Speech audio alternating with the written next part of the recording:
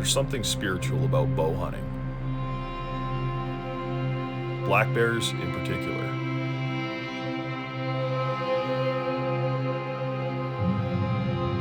I can't put my finger on what really sets them apart from other animals to me.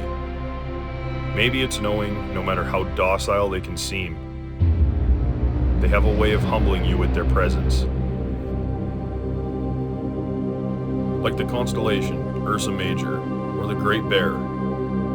This is a story of what black bear hunting is to me, and the ride I took to hunting a bear that deserves every ounce of respect I can give.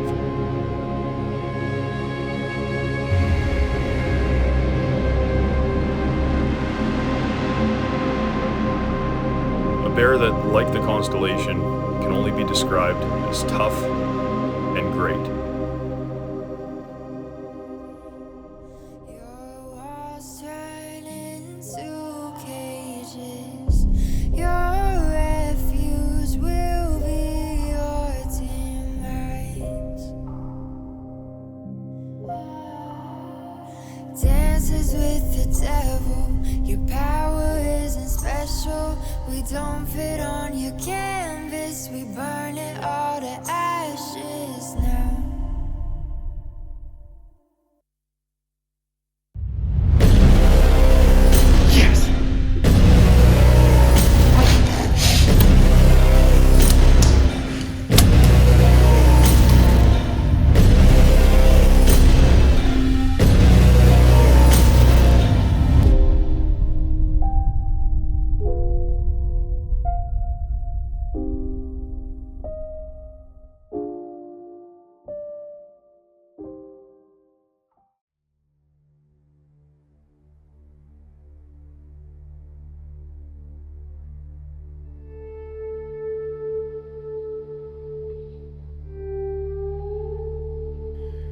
How do we want to start this story?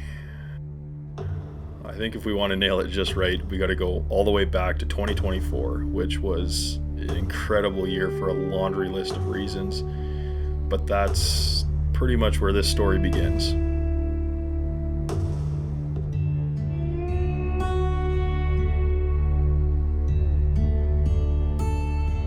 Every year when I set up my bear baits, usually I'm heading into the bush third week of March, last week of March. There's a 2-week window before April 1st where we can actually start baiting, and that's kind of the window I always like to be in. Now, the weather's obviously a very big factor in how well we can do that.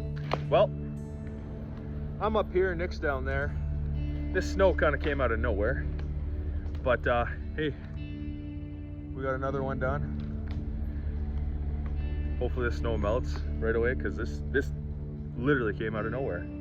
And in 2024, that's what we found ourselves dealing with. Everything was good leading up to the day that we were finally going to get out and set up all of our bait sites. And, we found ourselves in the middle of a blizzard, which has happened more times than none.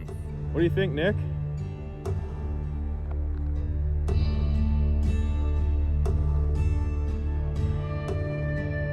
Over the last few years, I've had my good buddy Nick Tebb. He's really been a huge help for me in, getting all my baits set up and topped up and, getting everything rolling the way it should be. He's just been an immense help for the last just about 10 years. It's always been just by myself. So having a good guy like that around just makes such a big difference. And, we kind of one by one set up all the baits and get as much done as we can between the two of us. And depending on the year, we usually run about 5 to 7 bait sites.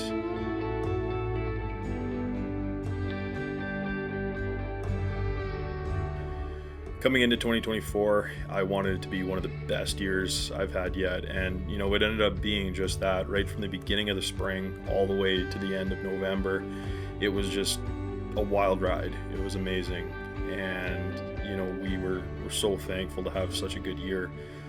But there was a lot of things leading up to that we wanted to change from years prior. So one of them was really putting our eggs in one basket on a bait site that we call Black Gold. Now, Black Gold actually got its name from all the oil and gas infrastructure that goes on in that area.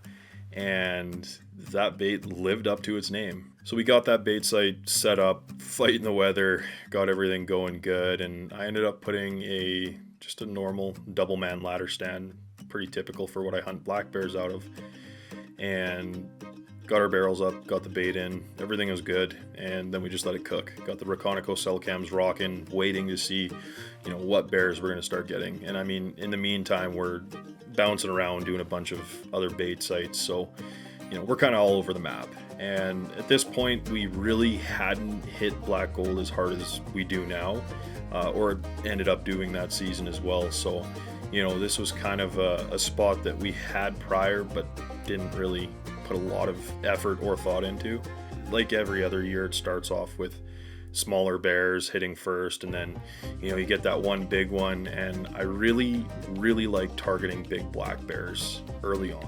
It is so easy to get after them because there's no competition. There's just one food source that they're so honed in on because they just woke up from a 6-month snooze. So you have them in a rhythm where they're going to hit the baits, and they're going to be moving at probably pretty good hours, because they're going to be living at this bait site until things start really heating up, like the rut, or there's more foliage in the bush for them to chew on.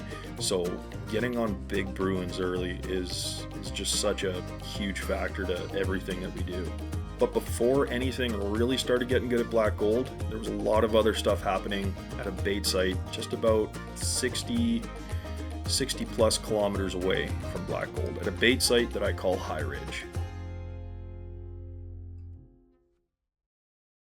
If we really want to nail the whole story of the infamous bear that I call collar bear, we got to go right back to the beginning. And a bear that I'm going to be talking about next, that I nicknamed Bongo, is a huge part of this story. And you know what? Had a whole story of his own that I wish I could make a whole thing about. But he was just such a special black bear. Honestly, up to that point, the most special black bear I've ever had the privilege of hunting. And that was a 3-year chase that ended up being something so simple at the end of the day.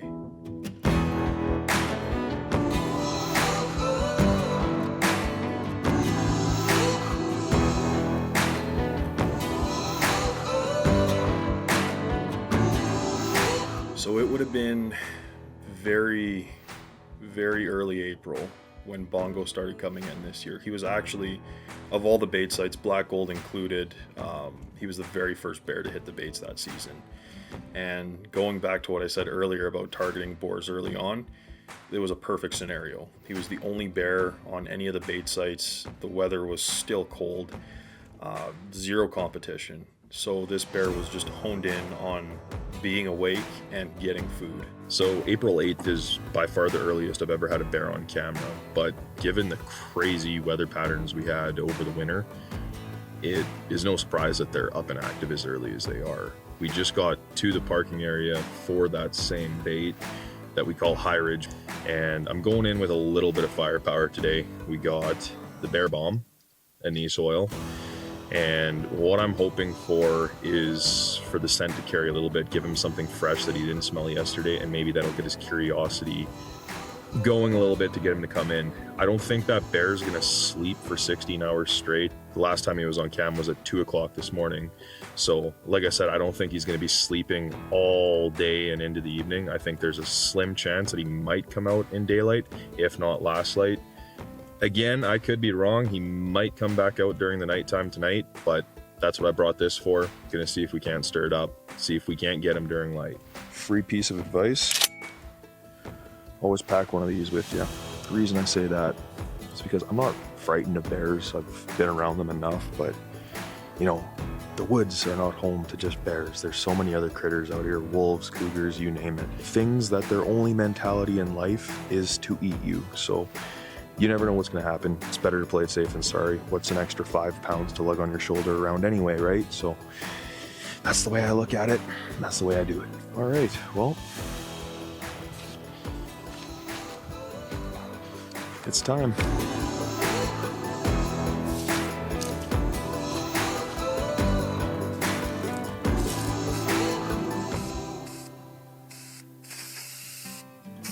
Well, we are in the blind now. And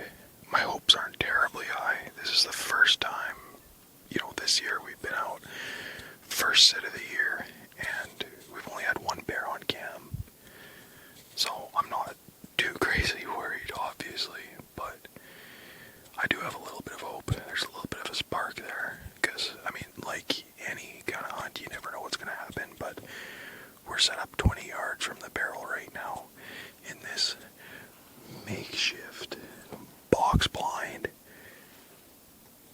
It doesn't really offer me any form of interference between me and anything outside of it, but it's a little bit of extra cover. It's better than the piece of burlap material that I had at this bait for the last 3 years that I just tucked myself behind. So I'm going to quit talking and let the bears do the work.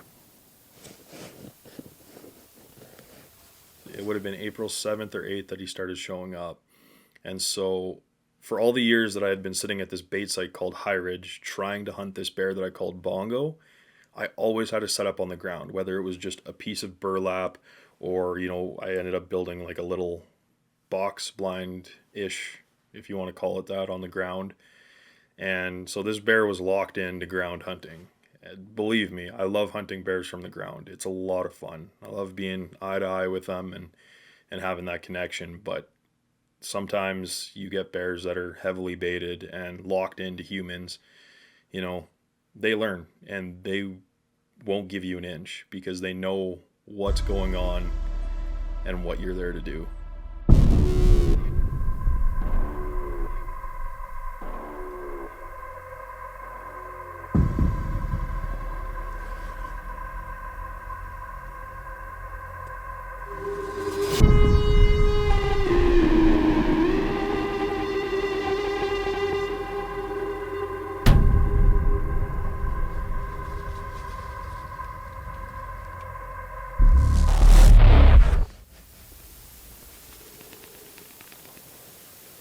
I know exactly what bear that was.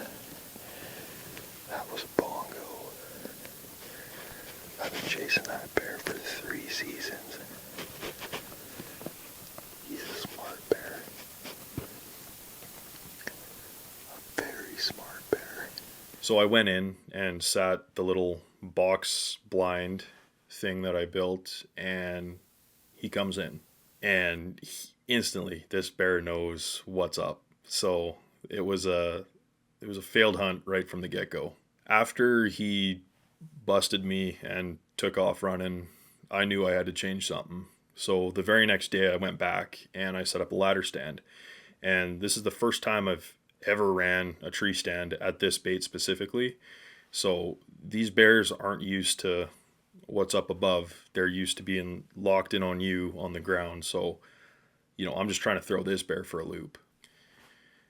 And thanks to my Reconico cell cameras, the night after I set up the tree stand, that night, I see him come into the bait site and you can just see him. His eyes are straight up at the tree stand. He's never seen this before, but he's tuned in. So he knows that there's something new here, but he's not sure what it is. So that left me with a little bit of doubt leading into the hunt the next day. Is like, my scent's everywhere. There's something new. He's already looked up the tree. Who knows what's going to happen? So yeah, just knowing this bear and the history I had with him, it was 50-50.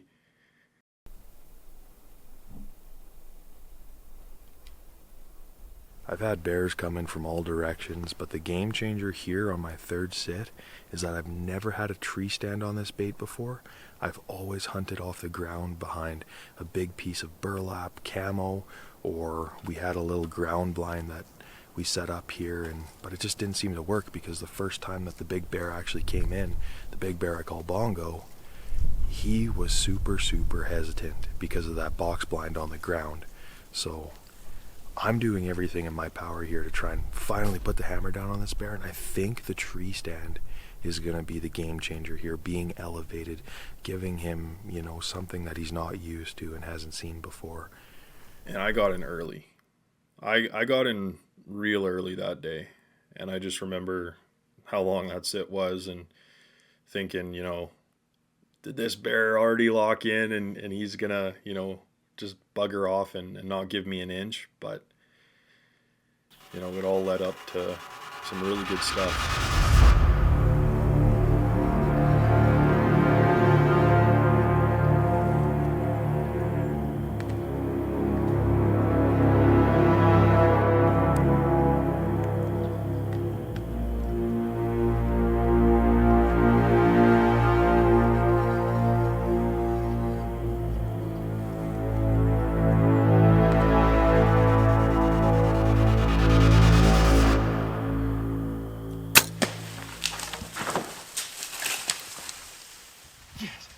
Yes, yes, yes. Third set. Yes. Oh my goodness. Yes. I don't normally get that excited, but this is the third sit of the year. What a way to kick off 2024. The shot was awesome. You know, I felt so gosh darn good about that shot, and he's off in the bush doing the death moan, so I know I got him. It's over. Chase with Bongo that I had so many pictures of from the last 3 years prior to that, and everything leading up to that. It was all over. Everything about it was done, and you know, it was time to give my Uncle Dennis a call, who I got to give a shout out to, is just the biggest hand when it comes to late night recoveries and some pretty nasty stuff that not a lot of people would be chomping at the bit to help you out with. So that guy is a warrior, and he's an absolute animal. Just a great guy to have around for these tougher recoveries. So, you know, it was a late night, got everything out of the bush like we needed to, and Bongo was down. This is my 2024 Archery Alberta Black Bear.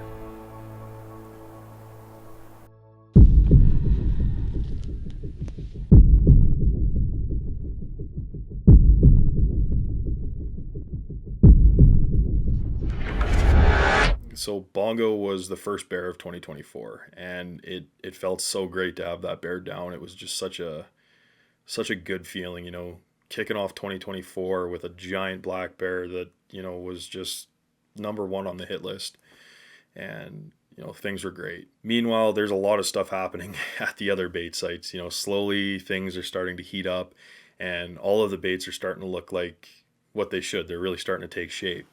So with me already having folded a tag on Bongo, which was, again, just so awesome, you know, it's time for some of my friends to shoot some bears. And I always love involving my friends when I can. And, you know, guys, you know, sometimes chip in some bait and, you know, pull their weight a little bit, and it's good. So we have a good group that really likes to bear hunt, and I was happy to have them. So first up on the list was my good buddy Nick Bazzilo and his little brother Ty.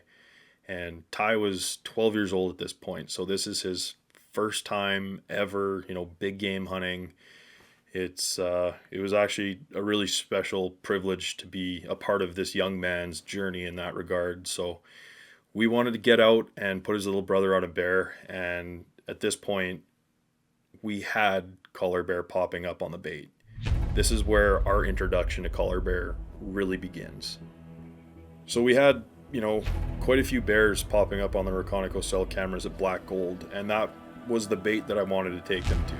One of these bears being collar bear, who I think it would have been 2 days prior to us actually going out to the stand was when he popped up, and he was frequenting at this bait. Like, this bear was, you know, relatively consistent, and instantly from the pictures, you could tell this was a big bear, but we weren't sure what was going on with his neck.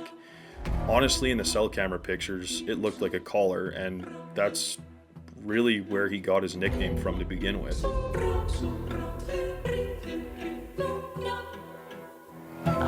out here at one of the baits, looking to shoot one of the big bears. There was one at 6 o'clock just before we got here, and now we're just sitting and waiting for a big one to come. Scanning back through the footage, you know, in the process of building this film, and I don't have this actual moment on camera. I wish I did, but, you know, hopefully my storytelling ability is enough to kind of get the point across. But we had collar bear come in on our first sit. You know, we climb up in the stand, and, you know, this bear, you know, to this day, up until I killed him, had a flair for show. He was just so unpredictable. And of course, this bear is closing into the bait site just about as soon as we got there. We couldn't have been in the stand for 30 seconds, and this bear's closing in. We see him pop up from the left side, and Ty is running a 30-30 with open sights. It was his great grandfather's gun, which is just something so awesome in itself.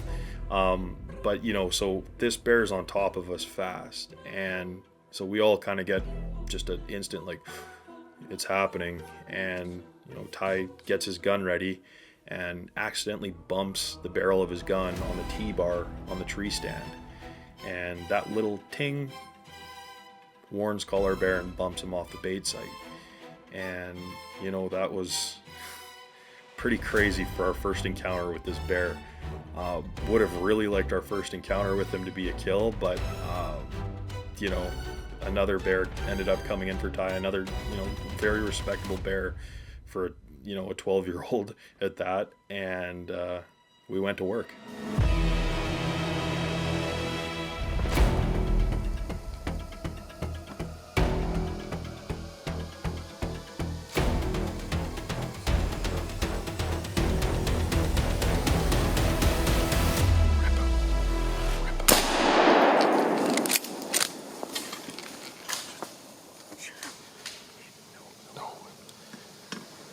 Dad, get out.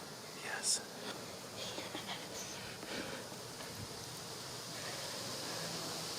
That's the death row, buddy. Yes. You got him tied. Yes. You got him tied. Hey, Ty, buddy. Good job, bro. I gotta say, in that moment, I don't know who was shaking more. If I was shaking more or if Ty was shaking more. All of us, the three of us, were just so jacked up. It was such a special moment to be a part of that young man's first big game kill.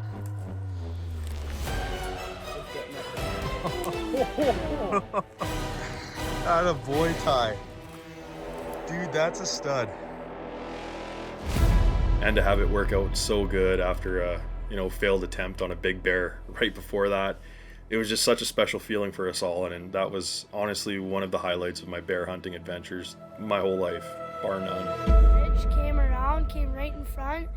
I drilled it. He ran probably 100, 150 yards, and then he died.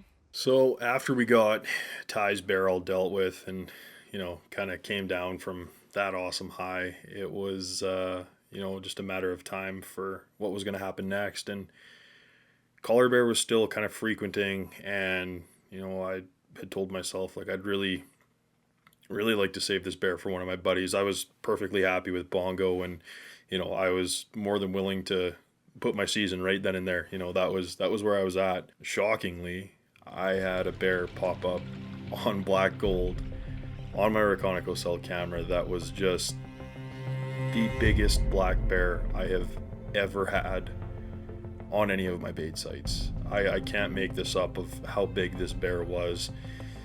He was a giant, worth every second of that second tag.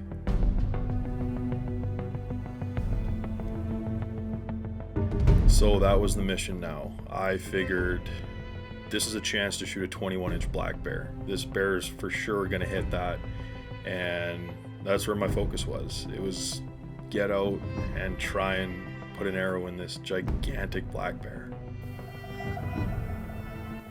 So I get myself set up in the stand, and, you know, this is another long sit, so we're in it now.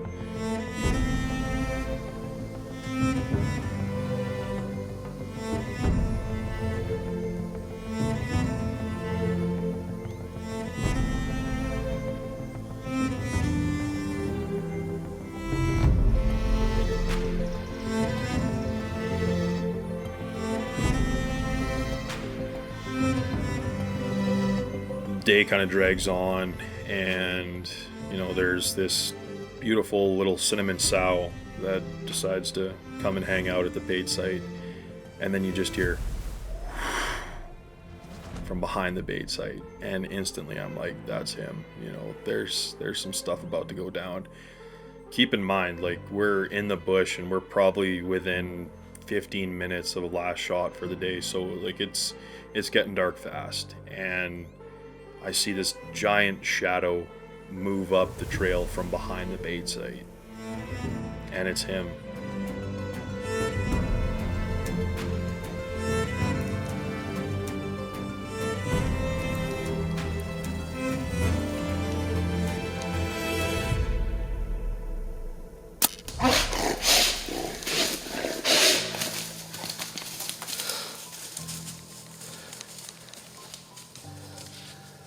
He earned himself the nickname Kingpin for a reason. he was a giant. He ended up clocking in at 21 and 3/16. So, I mean, just a giant bear. And I can't tell you, for all the black bears that I hunted up to that point, to finally be able to get my hands on a true 21-inch black bear was just amazing. So much respect for that animal, and it was just such a great way to seal off my second tag, my second and final tag at that of the season. Now, with me being tagged out and Nick having shot his bear already and his little brother Ty having shot his bear already, I wasn't done yet. I wanted my good buddy Riley Nowichin to come up and try and pursue collar bear. Now, if we backtrack a little bit, had collar bear given me an opportunity that night that I was hunting the bear that I call Kingpin, I would have gladly shot collar bear. I mean, he's a great bear, and at that point he was a huge bear as well. Not to mention the uniqueness with the collar around his neck, or what we thought was a collar at that point. Like, I figured for sure this bear was upwards of 20 inches, just north of 20 inch on the skull. So Riley comes up, he's excited, I'm excited. I think we have a pretty good crack at getting this bear down, and we head into the stand, and it's time. Well, it's an exciting day. Finally gonna get back in the stand here. Unfortunately, wasn't able to hunt my baits this week, but really nice of our buddy Ryan here at Double Down Outdoors. He invited us out. Gonna go sit for one or two of his target bears here. So looking forward to the sit. It's a little bit sprinkly right now, but it's gonna be a good sit tonight. The weather's finally cooperated. It's been raining like the past week, so all the bears have been eating all this nice lush green grass. So the bears are starting to get more active on the bait again. So hopefully we have a good sit tonight, and looking forward to it. And once again, collar bear puts on a show. We're not even in the stand for a minute, and we have this little blonde boar moving in, and then in behind him is collar bear.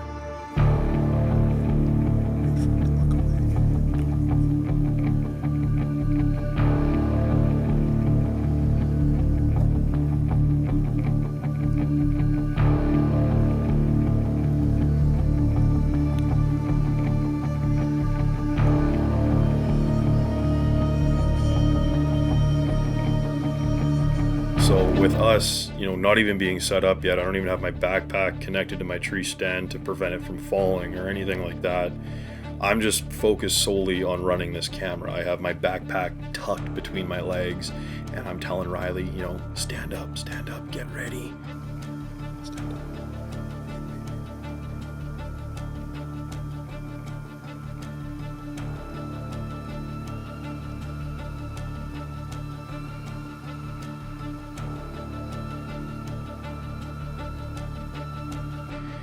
And in the heat of all of this, my backpack falls from between my legs onto the bottom platform of the tree stand.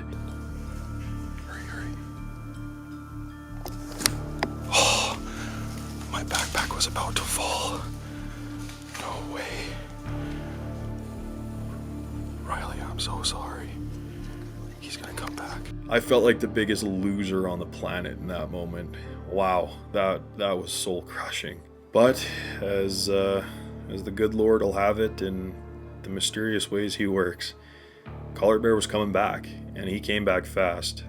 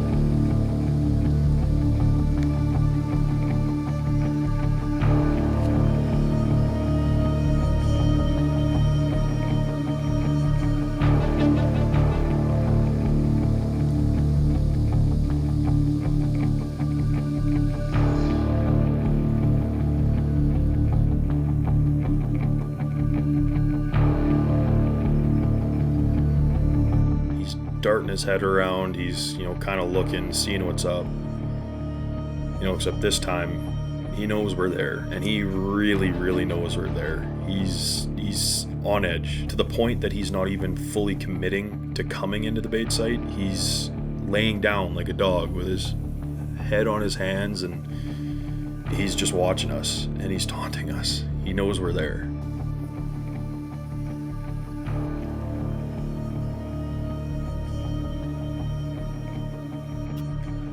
And I will say this, Riley is probably one of the best bow hunters I know.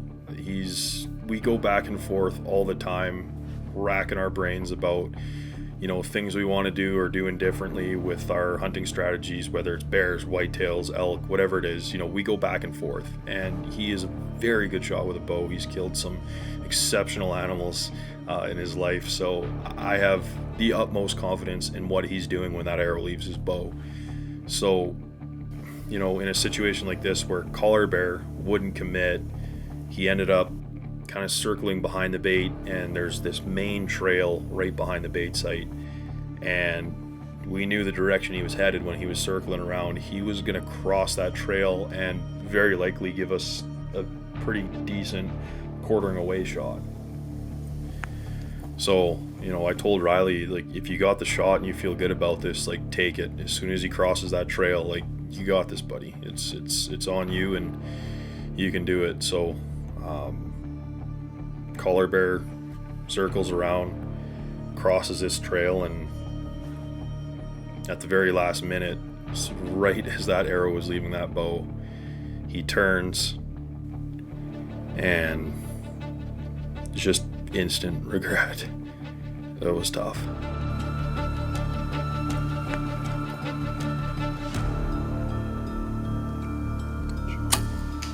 Oh no.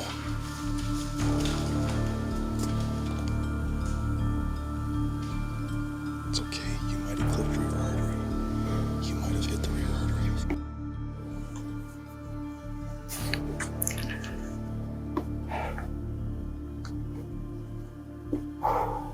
I'm not happy about the shot. But he was cornered way hard.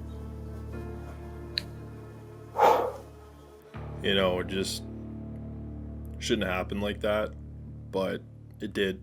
And no matter what the case was, his arrow made contact with that bear. So we're going to do our due diligence and get down and see what we see. You know, instantly I was kind of thinking, like, there's a chance that this arrow might be like femoral artery.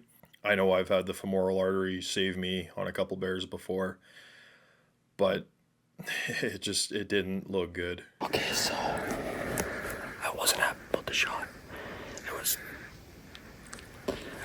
I was full draw. The bear stepped out, and I pulled, and he took one step, and it was really far back. But we reviewed the footage. We decided to go in, just check things out. Found my arrow. We got blood all the way up to the fletchings. Snapped off, and we were just walking up this trail. And he got out of the bush, and there was blood everywhere. So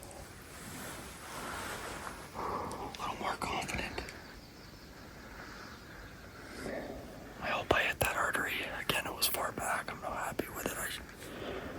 I hope it was better than we thought. So far it looks alright. So we're gonna go have a look. It was not a lethal or fatal shot by any means. He was going to live no matter what.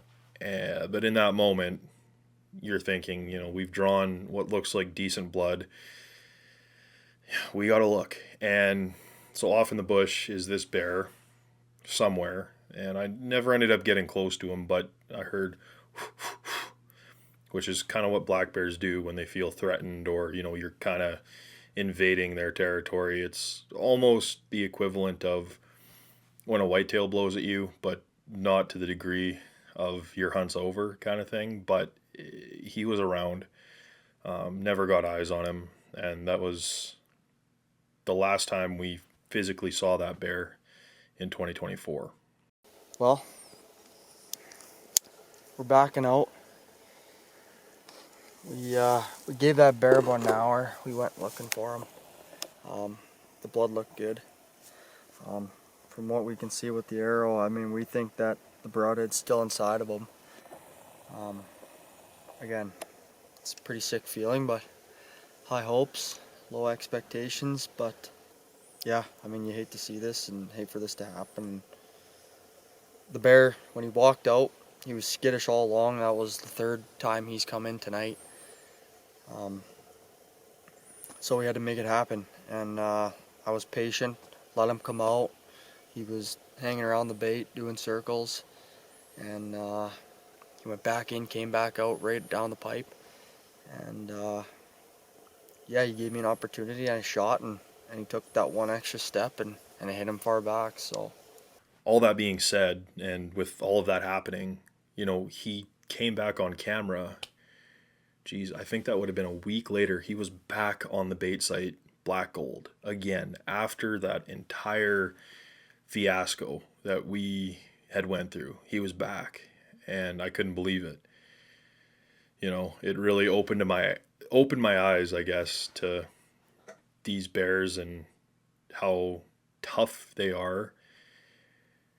And when there's a hot bait, there's a hot bait. It's worth noting too that on this hunt, after we got all of that footage of that bear, you know, we were finally able to blow it up on my computer after the fact and look at what was on his neck. And to this day, we still don't know what that bear's deal was, if he had gotten caught in a snare or if there was something caught around his neck at one point in his life that just destroyed it. But you could see in the video that it was scar tissue and raw hide, and it looked ugly. So we knew it wasn't a collar, but what was it? What caused it? We don't know. And if we ever find out, who knows? That's a tough one. But all in all, Riley went home empty-handed, you know, defeated, as was I. That was crazy. And that was the story of 2024. So carried on, had an epic fall, just an epic fall of epic proportions. And then it was 2025, back to business.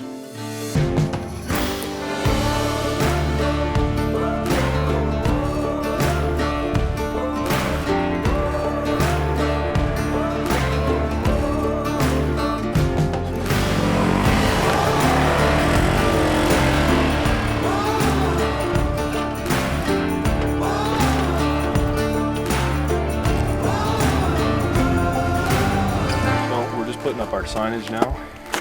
In Alberta, it's mandatory. You have proper signage on all of your bear baits, giving your name, direct line of contact, WIN number, just basic information. Upgraded our signs last year because we were just using cardboard and Ziploc bags, and between the rain and the bears, they just kept getting destroyed. But these ones are a little more rigid. But that's like shooting the most perfect. Impact right now.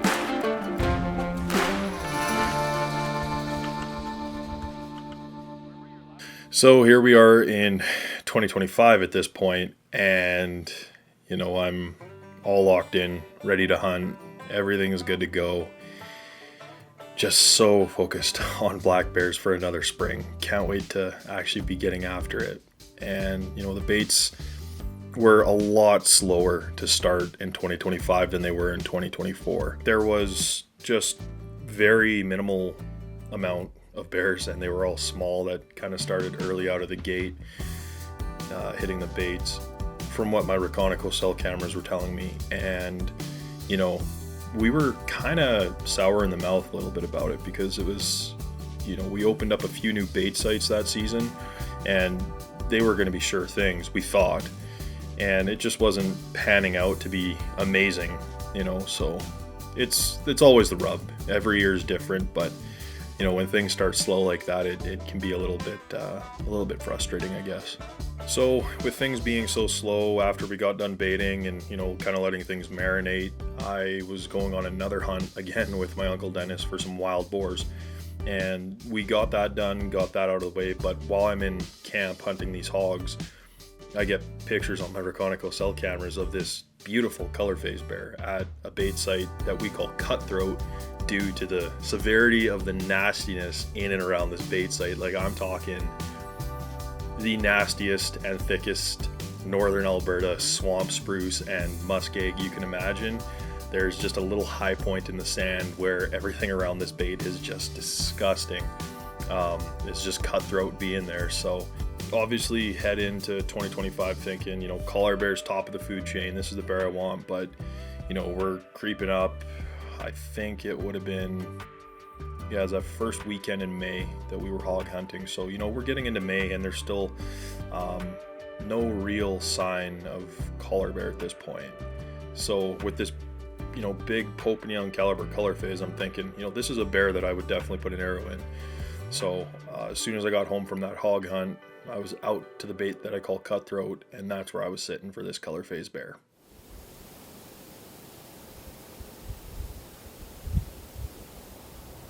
All right, we're set up at the bait that I call Cutthroat. It's a pretty good color phase bear, and I haven't got any daylight pictures of him yet. But just based on what I've seen in the night vision from the Reconico cell cameras, I'm thinking he's definitely blonde or a very, very light cinnamon. And it's a little troubling because there is a sow at this bait as well with 3 Nerf football-sized cubs. They're adorable, but Mama isn't. I'm really just hoping that it's that color phase that comes in tonight. So the first night that I'm hunting there, that color phase bear didn't come in, but the sow with cubs did. And, you know, it wasn't how I had drawn it up in my head, but after I left, that color phase bear came back on camera at night. And up to this point, that color phase bear was really only coming into that bait site at after dark hours. So, you know, the odds of really getting a daylight shot at this bear were pretty slim. That is until a hot sow changed everything.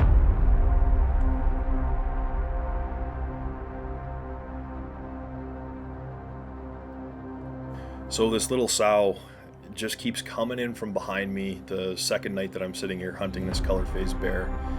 And, you know, the route that she's taking is the bait site's here, I'm right here, she's right here, and she has to kind of go like right through where I'm sitting to get to this bait site. And, you know, she got close enough a few times I had to shoo her away. Like, I like looking at you, but I don't want you in the ground blind with me. And when I say ground blind, I mean as many loose branches and logs as we could stack up to make some kind of barrier.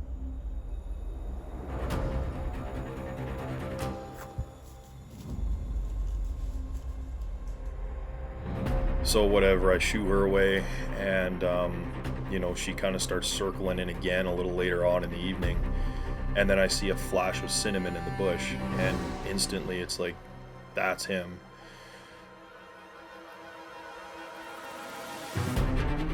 But of course, with this sow kind of playing games, he didn't want to actually come in and commit to the bait site. He was just chasing her around off the bait site.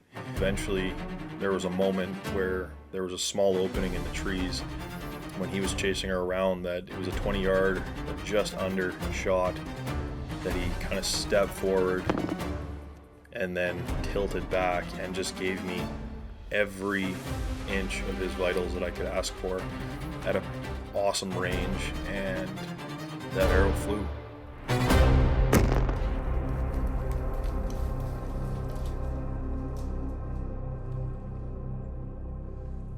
Clean pass through, bear piled up 50 or so yards away from where I hit him. Arrow was sticking in a tree. It was great. It was just so textbook how it all went down.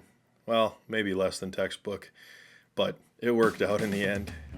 All right, well, it's been about 45 minutes, so I could hear him breathing and just panting up until about 10-15 minutes ago. I wanted to give him some extra time after I could hear the breathing stop, so we're just gonna head into this beautifully thick environment behind us and see if we can't get up on him.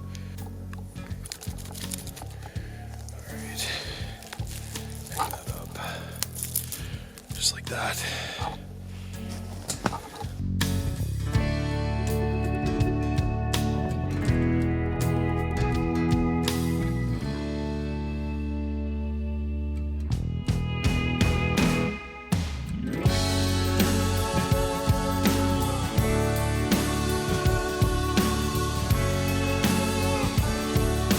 now that I got the first bear out of the way, it was kind of high time to focus on my buddies and what they wanted to get done. So we set up for just that. Nick was holding out all of 2024 for a good bear, and he was never able to get one down. That guy has some funny luck when it comes to bear hunting. In that moment, there was a lot of stuff happening at the bait site that I call High Ridge, where I killed bongo, and there was also a lot of stuff happening at Black Gold. And we were up in the air, like, these are both 20-inch class bears. Who's gonna go sit for which one? So I tell Nick, you've earned it, man. Go sit for that slob at Black Gold. Like, that's a perfect bait. He wanted to bring his girlfriend with him. So there's a nice big tree stand there. You guys can sit up there and have a good time and hopefully knock a big bear down. And, that's exactly what ended up happening.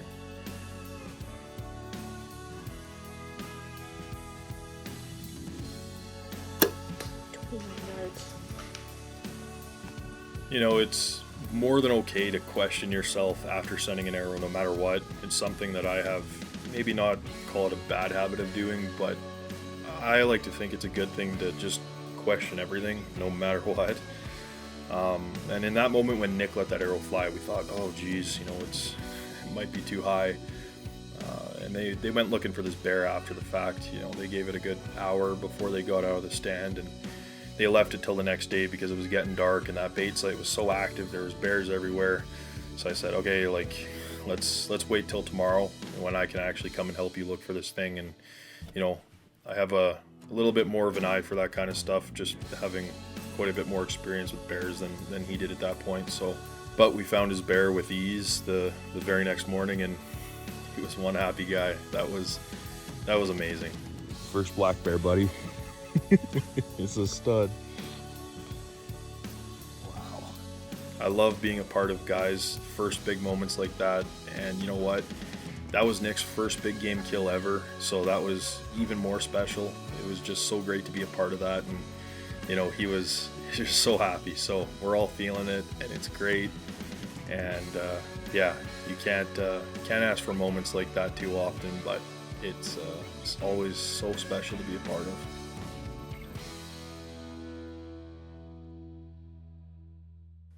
So after Nick got his bear out of the way, I had that bear that was still down at that bait that I called High Ridge frequenting. And again, another 20-inch class black bear that I was more than happy to spend that second tag on. So I went in after him at High Ridge originally, but he found himself 6 kilometers away, which is a lot closer than what I like to run my baits at. But this is a pretty deep country area that the bears didn't seem to share the baits too often unless it was bongo. But the bait sites that bongo did hit on his route before, I shut down.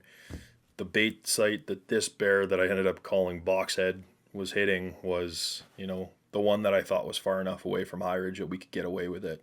And so my plan with this bear was just a clockwork script. It was a perfect situation. There was, again, a sow with 3 very young cubs at this bait. And I knew this bear and how he was working based off of what I was seeing with my Reconico cell cameras. Was the sow with cubs would work their way in first. They'd come, they'd get comfortable, they'd eat, they'd do their thing. And after about 30 minutes of those cubs and that sow being there is when this big boar I called Boxhead would move in, and then the bait would be his. And this happened 2 or 3 different times, so I knew that this was obviously a pattern and could lead up to something good if I played my cards right. So there was some funky weather that day, and if you know anything about black bear hunting, directly before or immediately after a rainstorm is when the bear woods light up. There's always some really good action to be had in those circumstances. So the rain came, rainy day, and boom, the sow and cubs were back on camera. He comes in, and I knew I had to get out there. So that was how I was going to play that one.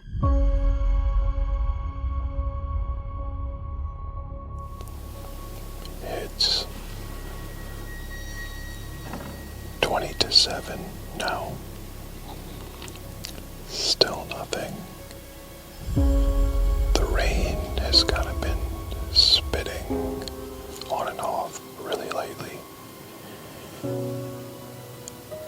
And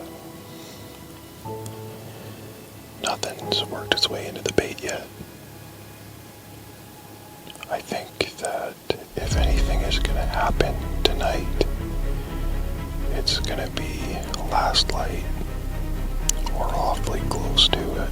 I'm sitting in the stand just waiting for the sound cubs to come in when I actually get out there, and sure as heck, here they come. They're moving in, the little family, and they're going to sit down and eat. So this was one of the two things I needed to go right that night for that bear.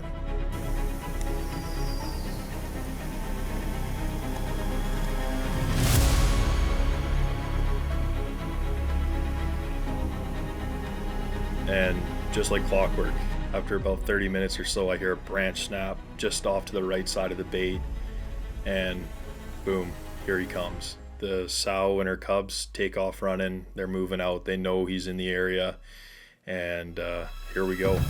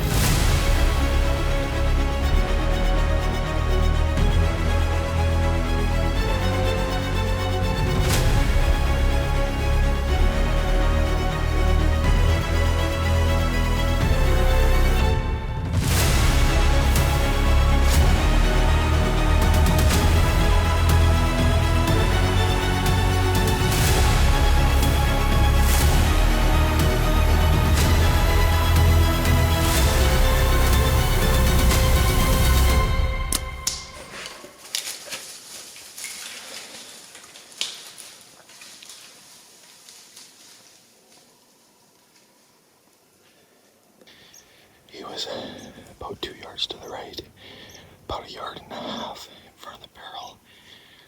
I may have choked up just a touch. Nonetheless, I don't hear anything. You could hear him crash like crazy. We're gonna give this bear some time.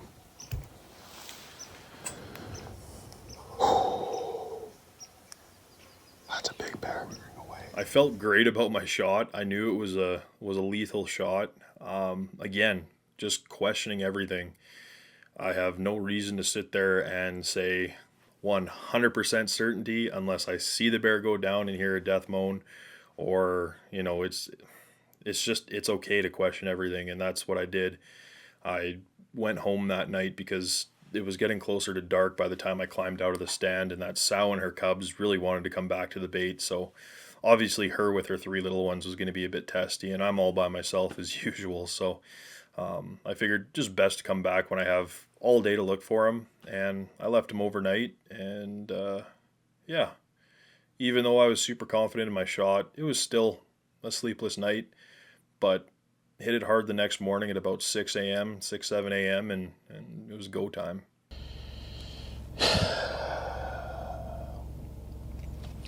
6:30 a.m.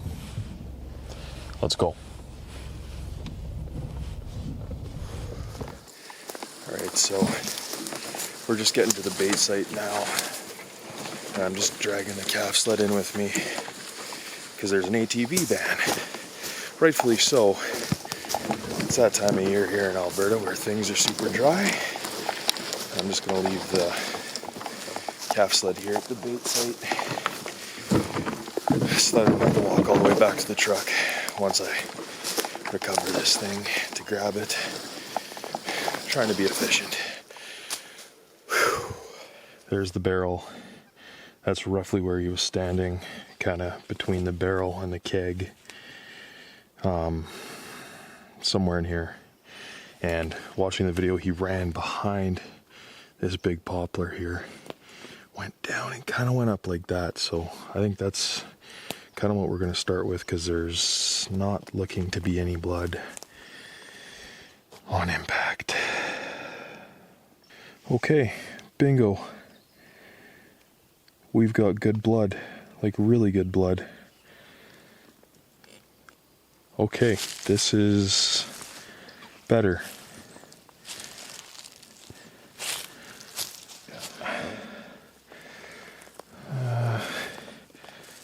It's kind of, I don't want to say it's thinning out, but it's almost like it definitely comes in waves. But I mean, this is This is thick stuff. Oh yeah, there he is, there he is.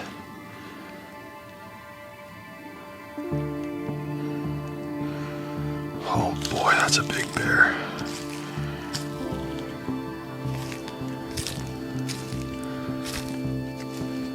Oh yeah, he's done. Got up to him. Wow, what a feeling that was. That was something so special, just a gigantic black bear. It ended up being that the shot was just a little bit more forward than what I wanted. Still well within kill range, obviously, and it deflected up inside of him and went up into his throat, and that bear was dead 5 minutes after I sent that arrow. So I was very thankful for that, and that everything just worked out in the end. So thankful. After that was all said and done, I was tagged out. I had used both my tags that season and was very, very happy with both of the black bears I was lucky enough to put an arrow in that spring. But collar bear was still at large, and he was doing his thing. Boy, was he ever. If you remember me talking about that bait site cutthroat and how it plays a really big role in this story, well, this is where that comes into play. That bait site is roughly 15 kilometers away from Black Gold, which is the bait site that Riley took a shot at collar bear on, and that's the bait site that this bear was living at in 2024. So now this bear, collar bear, has found himself 15 kilometers away across ag land, deep woods, and crossing a very major highway. So with collar bear being in a completely different location at this time, we didn't know what to do. Like, is he going to come back to Black Gold? Is he going to be a cutthroat? What's this bear doing? You know, Nick, this is a bear worth spending your second tag on, and he was right there with me in that thought. He's got to do it. And, you know, we put our time in trying to pinpoint which bait site this bear was going to be at, and it was never on par. It was a matter of, we sat at cutthroat, 2 hours later he would be at Black Gold, and it would never correlate. And so this really unfavorable pattern kept up for the duration of the season, and finally, with Riley's busy work schedule, he was able to carve out some time and try and get redemption on this bear. I got pictures from the cell cams of collar bear crossing through Black Gold very early in the morning, and I said to Riley, like, buddy, you gotta come up here. If we do an all-day sit, I think we can get it done at Black Gold, because that's the bait site he was at that morning, like super duper early. And, you know, I figured if we can sit for, you know, a good 12, 13 hours, maybe we'll be lucky enough for him to pop his head back. Even though up this point, this bear was so back and forth, that 15-kilometer run between Cutthroat and Black Gold, crossing all of that ag land, bush, and a major highway, it made no sense. Like, this bear was just so sporadic in how he did things, but he was so locked in. And I mean, can you really blame him? He had just taken an arrow to the behind the spring prior, and, you know, had so many encounters with us that he knew what was up, he knew what was going on. And so Riley comes up here, we climb into the stand, and it's time for an all-day sit.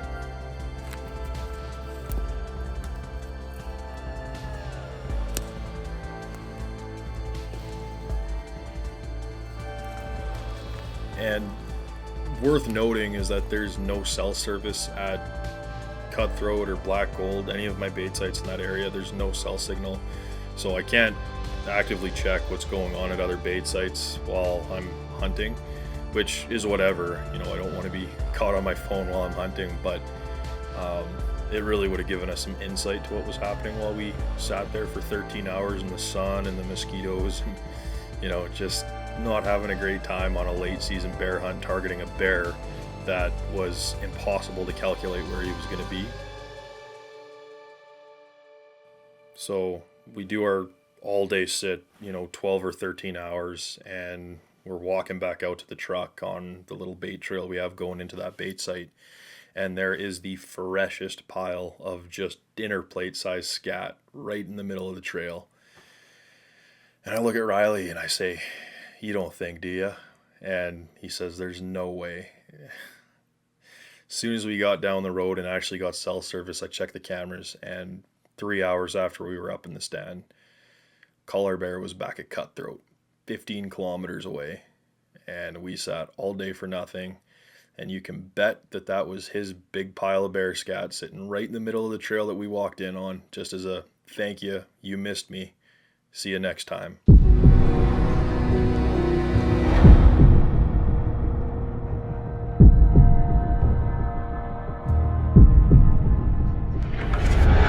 So that was pretty much the extent of what 2025 had been drawn up to be for Collar Bear. I mean, overall, still an incredible spring that I look back on and am so thankful that everything worked out so well for myself and for Nick. But Collar Bear was still right there in our minds, and he had a way of leaving us speechless and not knowing what to think as we headed into 2026.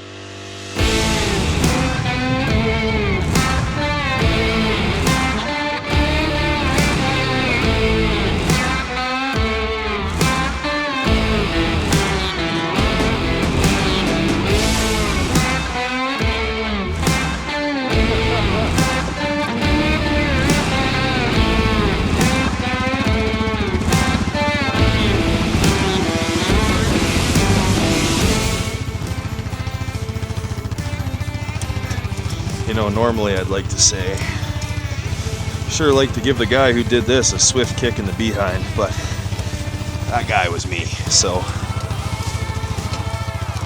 Jeez Louise. Oh, this might work, yeah.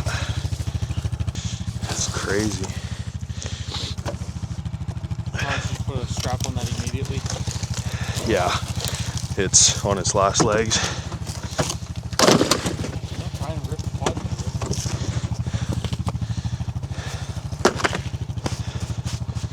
Now, 2026, this spring, was something I have not ever seen in my lifetime.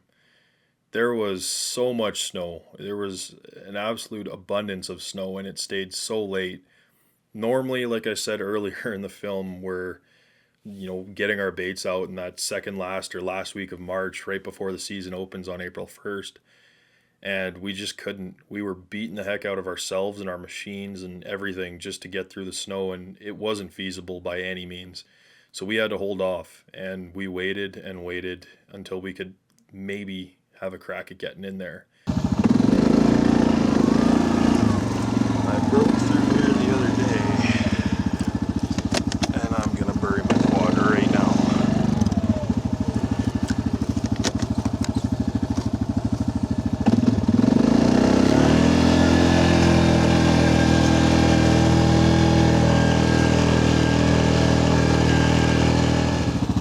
Is my remote in your box? Oh, maybe it's in the truck. My remote. I'll just help pull you backwards and then forwards. Okay.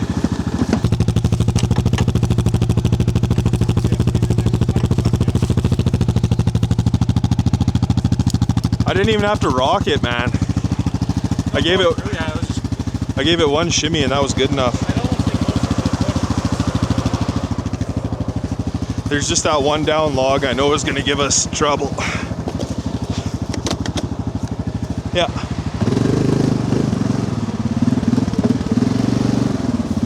Okay, yeah, don't go to the right. There's a big log there. Okay. Stay to the left. Everything's breaking. My quad, my spirits. Jeez Louise. Can't believe it's almost May. I bet you if this snow wasn't so wet and packable. Oh my gosh, we're gonna be here for 2 hours just shoveling.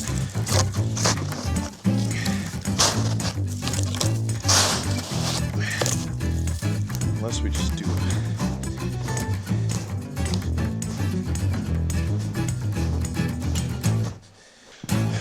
Like you can't even winch yourself in here.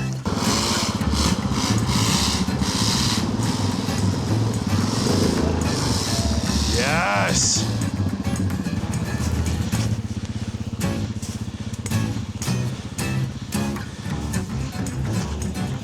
No way, that's it. Damn.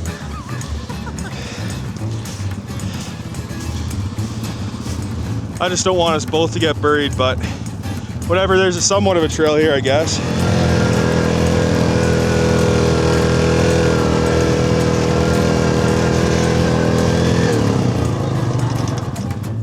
after hiking bait in here on foot last year with a considerable less amount of snow, I swore off of hiking in bait ever again. You know, I love bear hunting, but geez, it's a good way to keep beating up your body. And you know, when you got machines to do this kind of stuff, it definitely helps. But when you got 3.5, 4 feet of snow in some spots, it looks like, I mean, you're not able to get anywhere. Even if you had a snowmobile on this wet snow, you ain't getting nowhere. So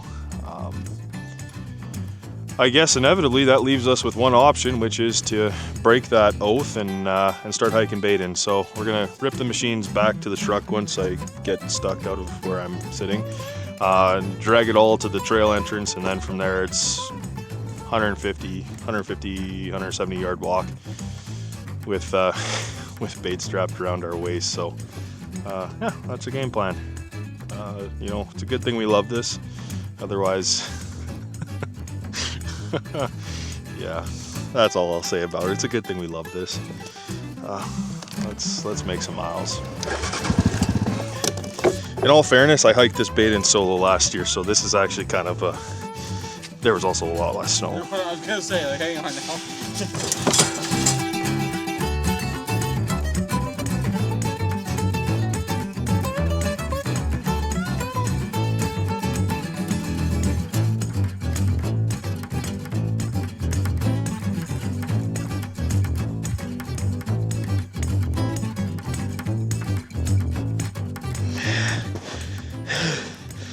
What are we doing?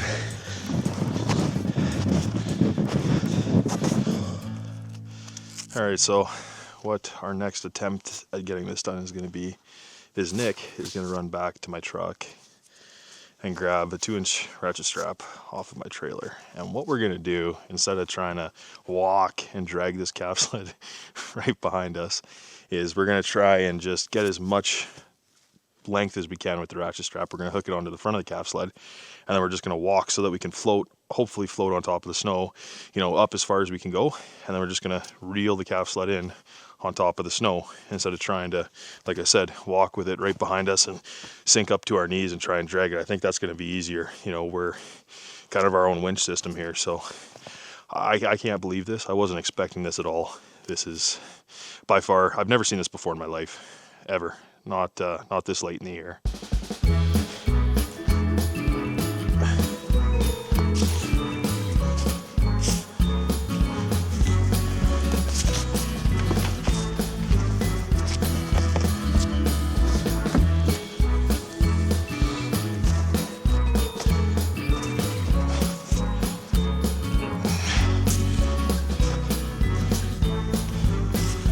That works better. I like that.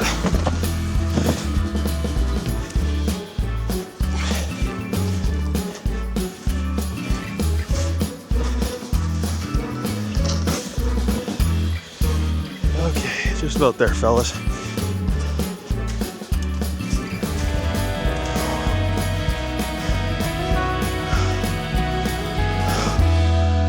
All right, so this is a bait called black gold. We've had so much success here, like myself, Nick, Ty, other Nick. You know, it's just been such a great bait to us over the years. And there's been some really big bears here, a lot of color phased bears, just so many great genetics in this bush. This is the one bait that I look forward to coming back to every spring. Besides the snow, you know, it is nice to be back here. So normally on this bait, we only run 1 barrel and usually just our beaver cage up here. Now this year we're going to switch it up and we're going to do 2 barrels at each bait, you know, just because we're going to have a lot more bait this year and honestly a lot less time to hunt bears, just with how late the spring's being and how long it's taking all the snow to melt. So we're going to have a lot more bait, less time to hunt bears.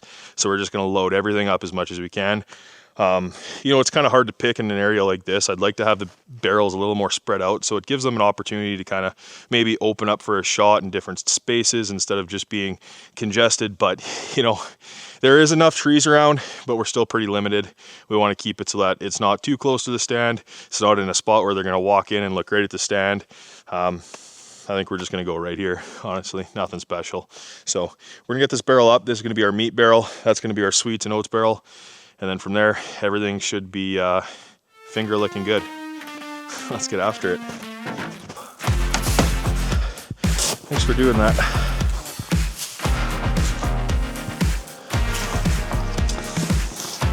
want this to leave too fast. We want them to have to work for the bait a little bit. So this is scary. This is from my birthday, and there ain't a flick of mold on this thing. My birthday is in February, early February. This is what processed food is. Holy. No, I'm good. Yeah, just because there's no mold doesn't mean it doesn't smell horrible. Well, it was outside.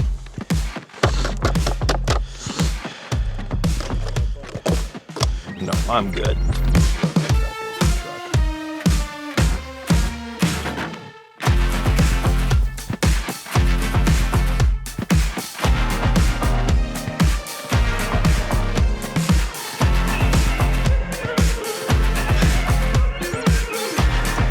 It's already frozen.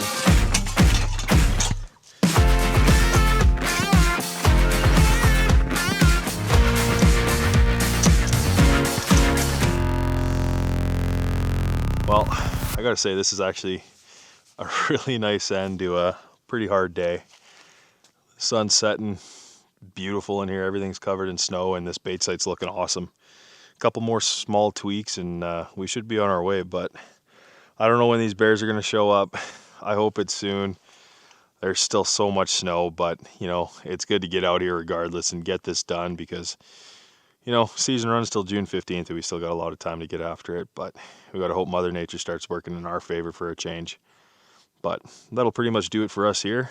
Gonna climb down, hit the road, and I don't know, might be able to make it home in time for the hockey game. So we're gonna peel out of here. It's another spring. There's always more big bears to be had, and we're all just super jacked to get back out there. With collar bear so heavily weighing in our minds, we're all under the impression like, you know, there's no way that this bear is still a thing. Like the wounds on his neck and everything that we've encountered with him up to this point, like this is an unkillable bear. There's no way. So I set my sights on a bear that was actually down at High Ridge where I had killed Bongo previously. And High Ridge this year seemed to be actually one of the hottest baits, if not the hottest bait, which was amazing. So this shooter that's at High Ridge is frequenting at this bait for, I don't know, the better part of a week or more.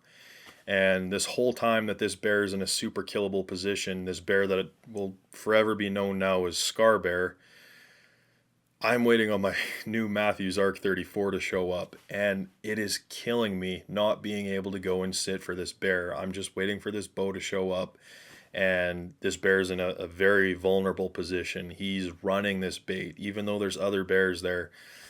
You know, with the late thaw, the late melt, everything just kind of all happened at once, and you know, this is crazy.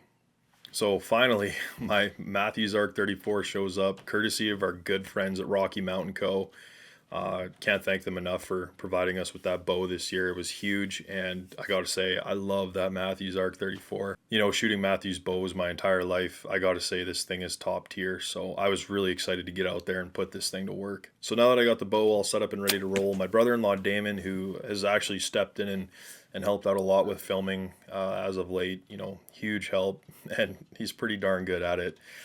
We loaded up, and it was gonna be our first sit of the season, so super excited to get back out there.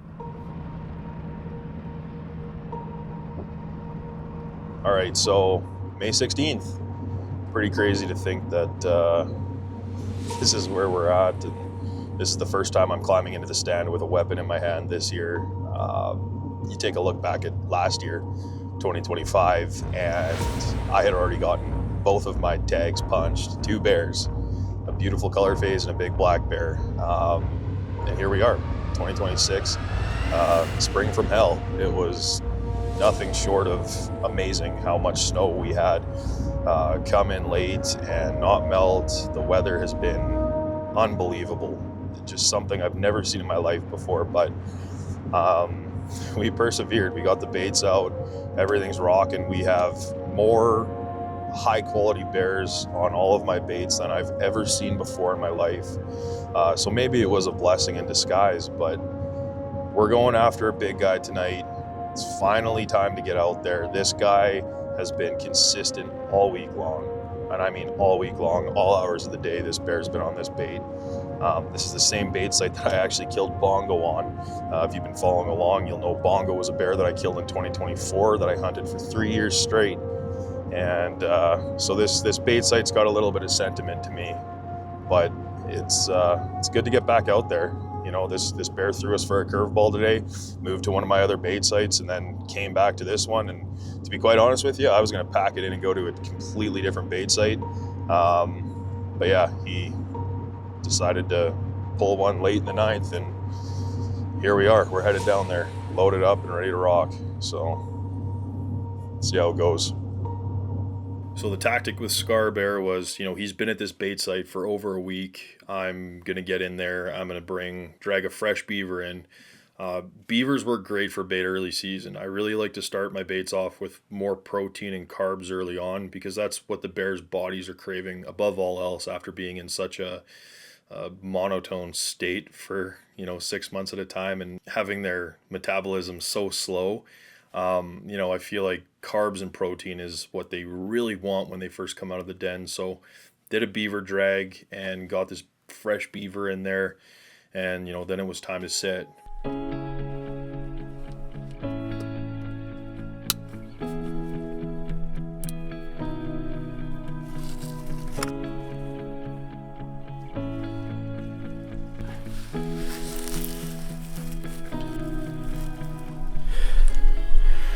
So going in with fresh bait with this bear, always good plan. Last time I was in here with my quad, making noise. As soon as I left the bait, he was on the bait site before I even got back to the truck. 9 minutes.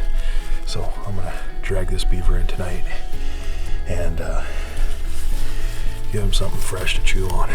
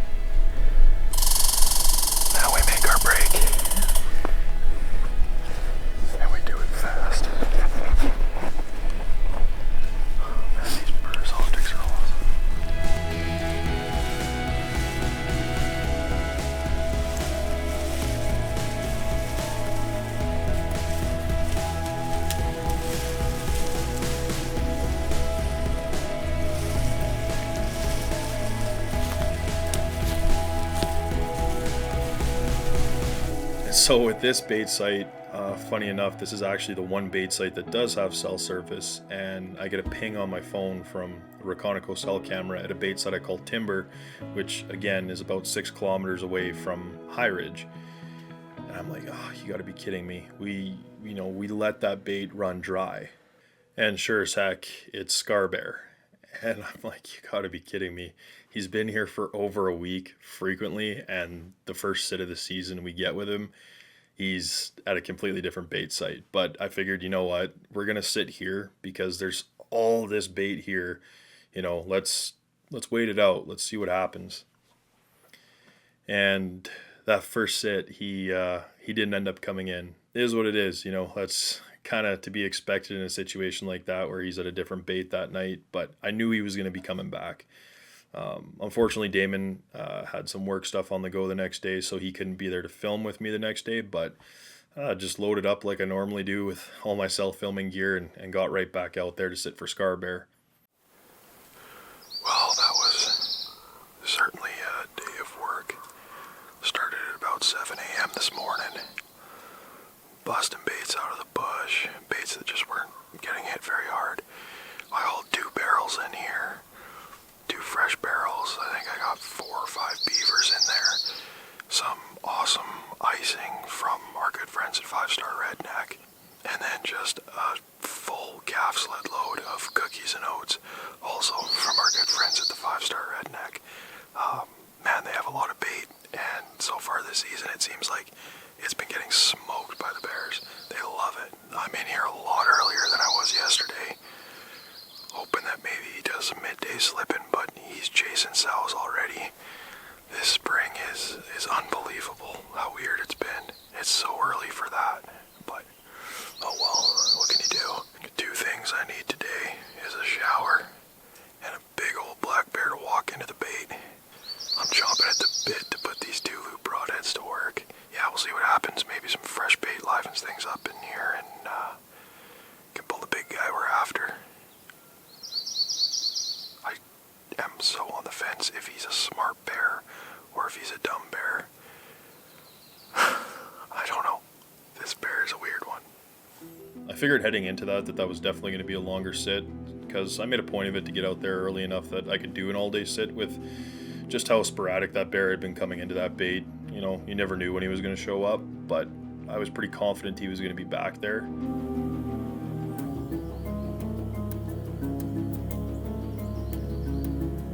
I'm just kind of doing my thing, sitting in the stand after 6 hours or so, and I look up and, you know, suddenly here's Scar Bear coming up the bait trail.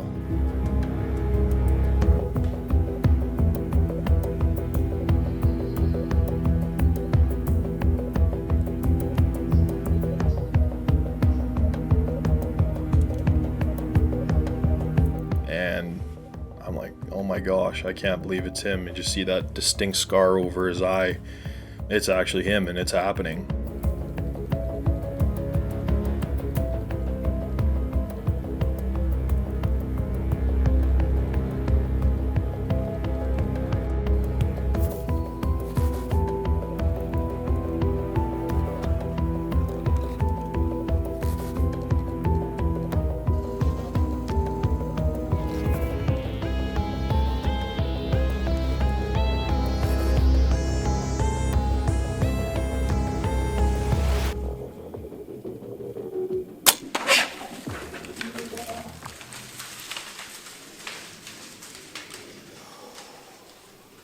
That was the worst I've ever felt about an arrow leaving my bow before.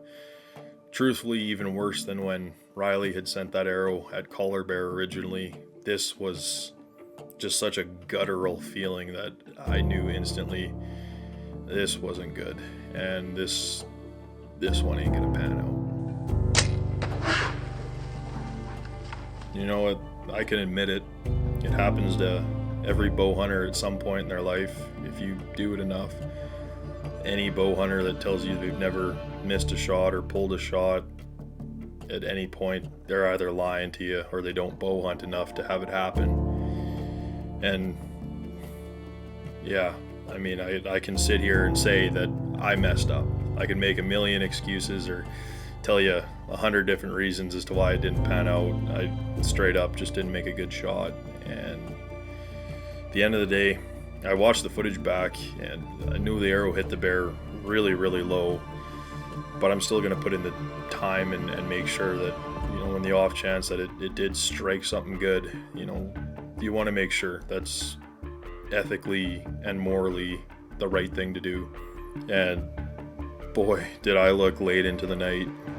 I looked hard for that bear. And I mean, this bait site was just another one of those bait sites that was so hot the whole time there's bears circling around me and coming into the bait site. It was rough. Looked all night, went home, got whatever sleep I could get, I guess, and watched that video 200 times. And it never looked any better, no matter how many times I watched it. And I went out the next morning, looked all morning, and I came up with the conclusion that this is going to be the first bear in my life that I've ever taken a poke at that I'm not going to recover.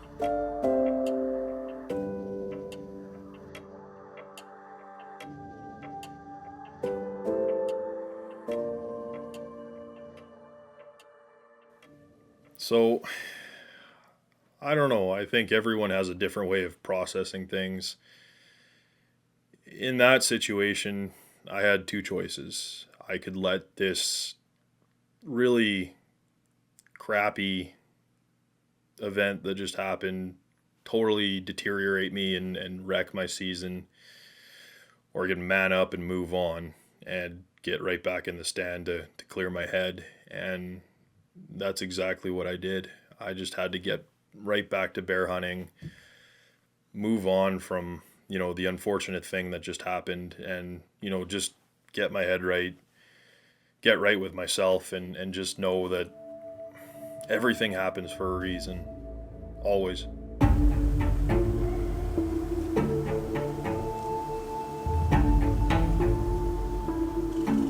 So while this was all happening, leading up to that, there was another really big bear at Black Gold, and it wasn't color bear. Color bear had not shown up at all to this point. So truly, to this point, we're all thinking that this bear is probably dead, because we're getting well into May at this point, and there's still no sign of color bear. But there's this great big bear with a nice big white blaze on its chest that, I was very interested in hunting, and that's what I went and did. I went and sat for him at Black Gold, and it was action packed.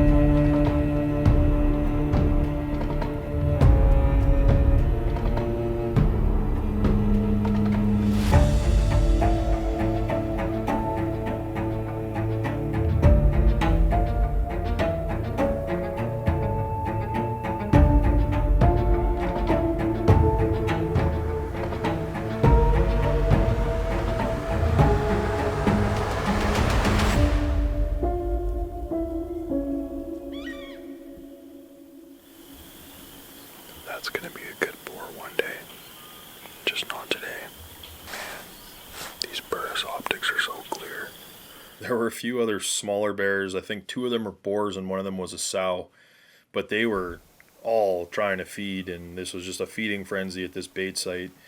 And finally, this big blaze bear, comes walking up the trail from behind the bait, the main trail. And I just catch a glimpse through my Burris rangefinder that he's got that blaze on his chest. That's him. And let me tell you, I love these Reconico cell cameras, but they did not do that bear any justice when he actually came in and I finally got to see him in person. He was a tank.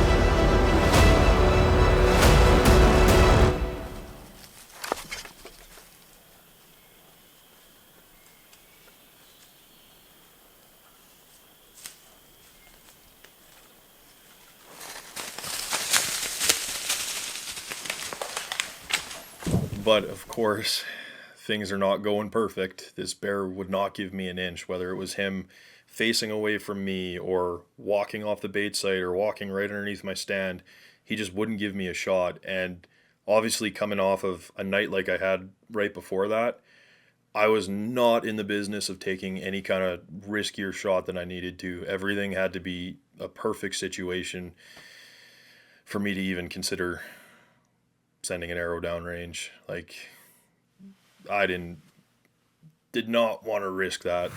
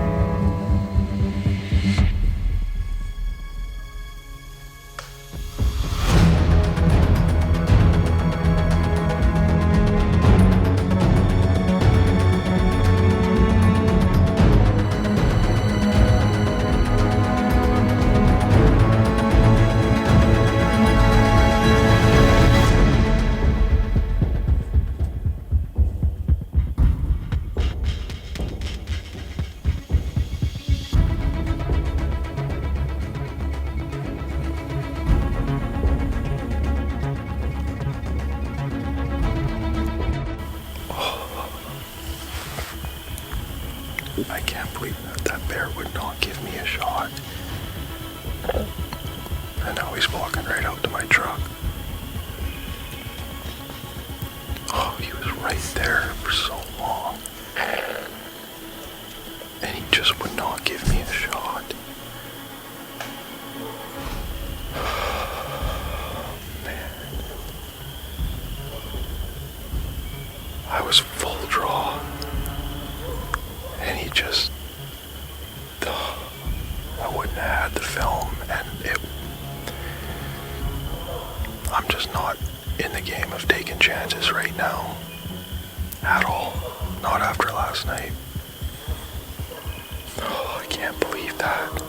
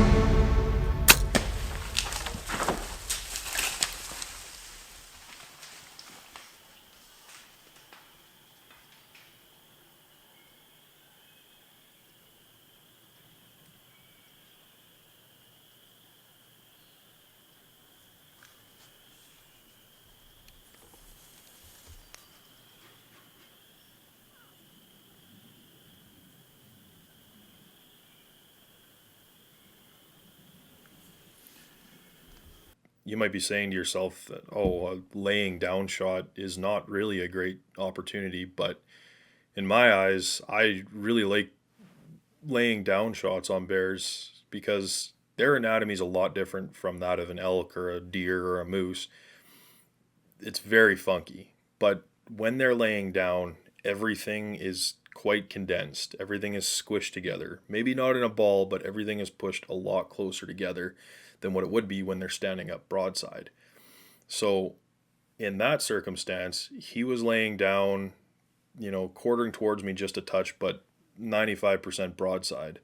And his right rear leg was kind of pushed up underneath of him and pushing him, leaning towards me a little bit. So I knew I had everything going for me in that moment. The downwards motion of the arrow, everything is squished together. I just thought back to when I killed Bongo in 2024. It was a very similar situation, and I let him have it. That felt a lot better. That felt a lot better. He was quartering towards me, so that shot's going back. It may have been a touch far back, but I think we made up for it. I feel a lot better with that shot. Definitely a lot better.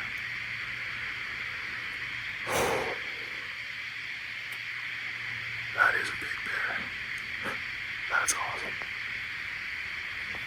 I started running these Tulu broadheads this year, and they're a single bevel fixed blade. And I gotta say, I was crazily impressed with how well they worked. It was a full pass through. This bear piled up not even 40 yards behind the bait site, and it was awesome. Death moan and all, just so perfect. And I couldn't be more thankful to God and to whatever powers may be, that even though the night before had been so gut-wrenching and just probably, well, by far the worst moment of my bear hunting adventures, to me anyway, that things ended up working out in the end on my first blaze bear of all things. And, a great big example of a giant Alberta black bear. All right, guys. Well, it's been 3.5 hours since the shot. And originally when I climbed out of the stand, I came up just to the bait site and I looked. I could see my Victory VAP SS Elite sitting in the dirt, covered in blood. That knock was lit up. I got up to it. Everything was filthy. It was a great shot. It was great blood. That Tulu broadhead sure did some carnage right through him. And I got my Uncle Dennis with me now. He's standing up by where we tracked the bear to. I still haven't walked right up to it and actually seen what we're working with, but we know he's dead. He's about 45, 50 yards behind the bait site. Let's go check him out. This is huge. The last 24 hours have been nothing short of insane. What a beast. Wow. Oh my gosh. Look at the size of the paws on this thing, and I got big mitts. This is a beast. I've killed a lot of bears, and it's funny, this is actually my first full blaze bear, an actual blaze, and I'm gonna have to be a little bit here before I can actually lift up his head. This, like I said, this thing's stiff as a board, but wow, you guys, this is... So when I say everything happens for a reason, this is down to its core exactly what that means. As fate will have it, as I was driving back to town to put fuel in the truck and grab some energy drinks and goodies to get me through what I knew was going to be a really late night with my Uncle Dennis again, my buddy Nick texts me and he's like, dude, did you see what's happening on the Reconoco cell cameras? And I said, no, I just shot a bear. I haven't even looked at him once. And he's like, hey, you better jump in there and look at what's going on High Ridge. And I'm like, no way. You can't be serious, dude. And I knew what he was hinting at. I open up the app, and standing there eating happily at the bait is the bear that I had shot the night before, the bear that I called Scar Bear, unfazed. And as happy as I was having shot that big blaze bear, I was even happier knowing that the bear that I unfortunately didn't recover the night before had pulled through and was fine. So, like I said, when you think that there isn't a plan laid out for everything and that everything just kind of happens the way it is. Like, it does. Everything happens for a reason, and that was huge. That was felt good. You know, I hate the not knowing, and even worse that there could be an animal out there suffering because of something that I could have prevented or done better. But in that circumstance, that bear was fine and well at High Ridge, and can't put a price on that.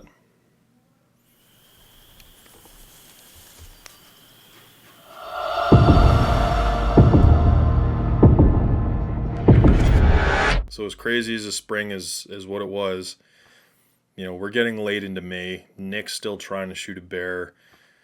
I am more than happy with that giant blaze bear that I had shot. I was happy, but at the end of it, there's still that giant question mark weighing on all of us. Where's Collar Bear? Is this thing even still alive? We're getting to the end of May, like the last few days of May, and there's still no sign of him, either at Cutthroat or at Black Gold. We don't know.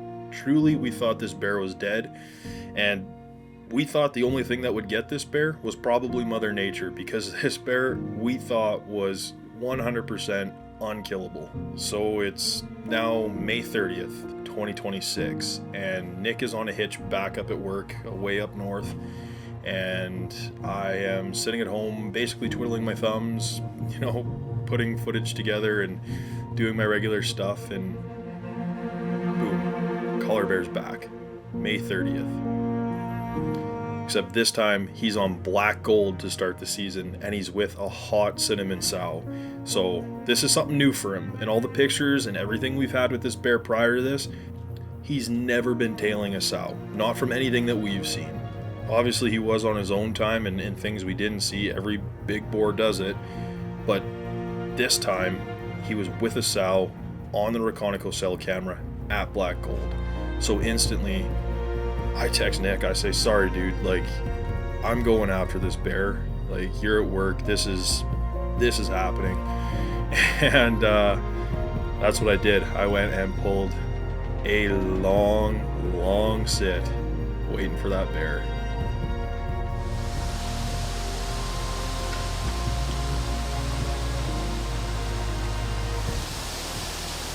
I think this is more just bored tree stand talk than anything. That's where my head's at right now. I just look down at my boots and I'm like, geez, you know, my feet would get wet with a light rainstorm, let alone walking through a puddle.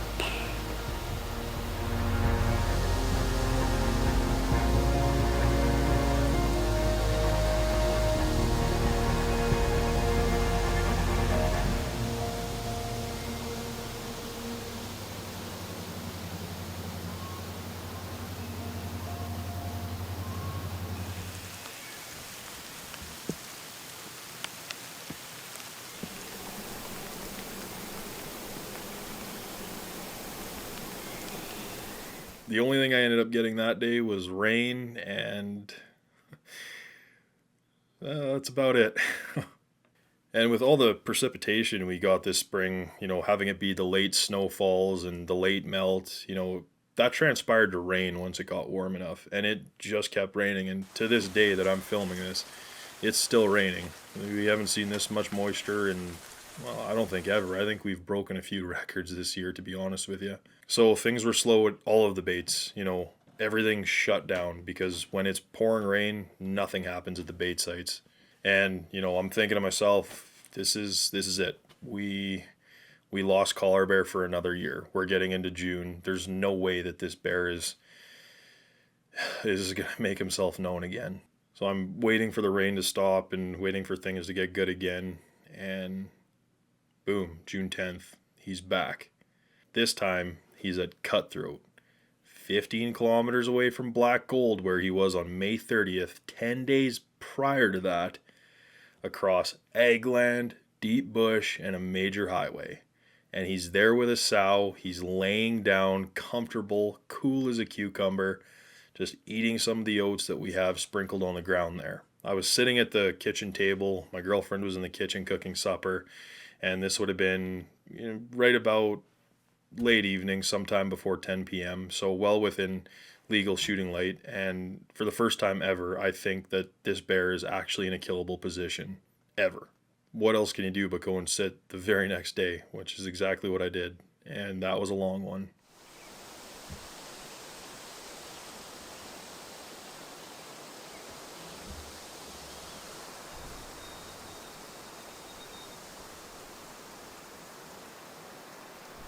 The sow that collar bears with, this is actually one of the cubs that sow kicked off this year so that she could go into heat. Now, whether that was her decision or not, I definitely think the bigger boars of this bait had a little bit of influence on that, because these cubs, they seem smaller than what they normally get to once they get kicked off, but obviously this little guy's been fending for himself quite well, and hopefully he just continues to do that and grow up to be a big bear. I think it's a little boar, but at that age it's almost impossible to tell. He's definitely got his mother's characteristics though, that snow white muzzle, and he's even got a little bit of a kind of a white beard going on.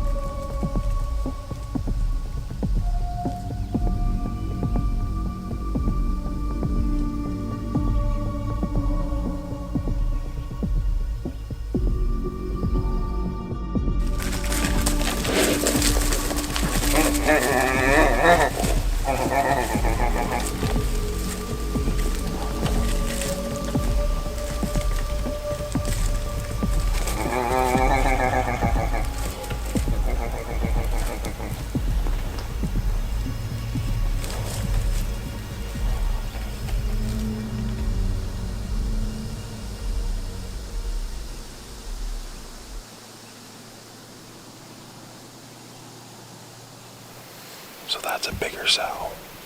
It's not the right sow. The sow that we really want to come in has a snow white nose and a big blaze on her chest. There's bears everywhere. This is by far one of the highest action-packed days of bear hunting I've ever had. Just waiting for collar bear to come in, and there's just not 5 minutes that there's not a bear in front of me. It's awesome. It's one of those days of bear hunting that no matter what happens, you're having a good time. You know, it's chaotic at Cutthroat. I'm just waiting for collar bear to finally make his move and show up, because there's no reason that he shouldn't. Like, everything leading up to that was telling me he's coming, but knowing collar bear as well as we do, nothing is a guarantee.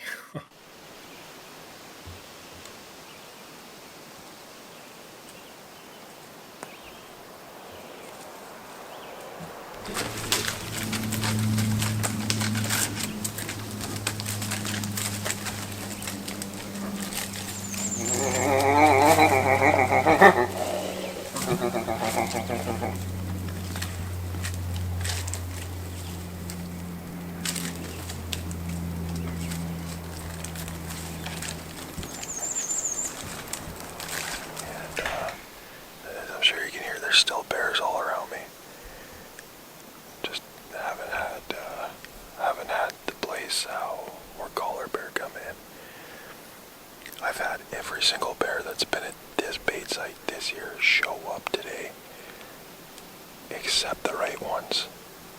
Those two in particular. Which is crazy. Still 2 hours to go. Nothing came of that sit, besides some really fast-paced action with the bears. I walked away from it not even upset that I didn't see collar bear. That was just one of those days of bear hunting that, like I said, no matter what, was just so much fun to be there and just watch these bears interact in some crazy ways and not have 5 minutes that there wasn't a bear on the bait. It was a great day of bear hunting, and I don't regret sitting in that stand for as long as I did. It was just a really good day. But on the flip side of that coin, I had figured collar bear was playing his game again, and that I had missed another opportunity to even see him, let alone be lucky enough to get an arrow in him. So I figured this bear was well on his route back to Black Gold, 15 kilometers away. Fast forward to the very next day, June 12th, 2026. I wake up late. I am feeling like a bag of bones, just right out of it. I have a pounding migraine right from the time I wake up to the time that I'm going in to top up the bear bait and, get things rolling. Now, the night before, June 11th, when I did that long sit, having all of that action, I went into that bait as quiet and stealthily as I could. I didn't want to change a thing about that bait site from where collar bear had been just several hours before. I wanted to keep everything the same. I wanted him to think that there was not an ounce of a human at that bait site. The next day, June 12th, with my head pounding and everything going on, I just said, I don't care. This bear is probably so far gone. I can make as much racket as I want. I can go in, top up the bait, do its thing. Maybe he'll come back, a week from now, and maybe we'll get a crack at him. I don't know. So drove the quad right into the bait site. There was no shortage of noise I was making. It was almost belligerent at that point.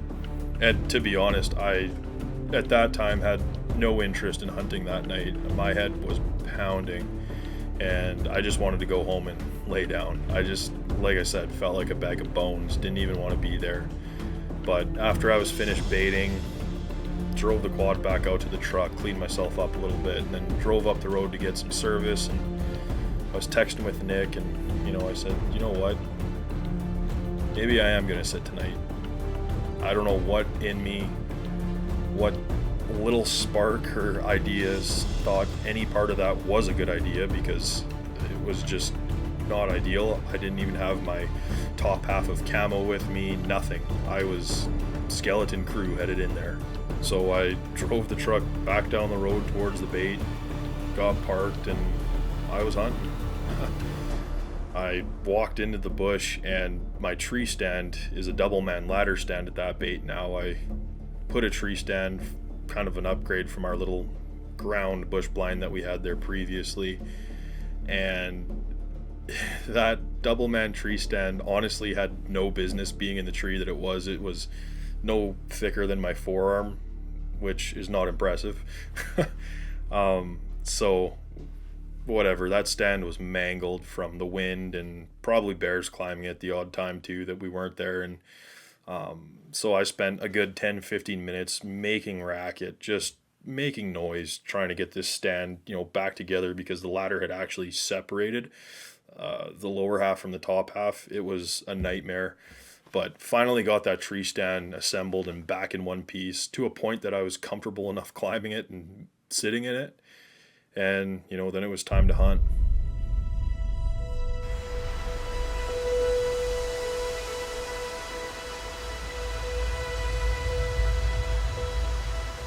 Well, I'm back. Night 2 at the bait that I call cutthroat. And as you can see, I don't really care. I shouldn't say that. I've just been fighting a nasty migraine all day. I get migraines pretty frequently. I had a lot of issues with concussions growing up playing hockey. But my chances with collar bear, I knew what they were before I came here last night. Been playing this game for years with him.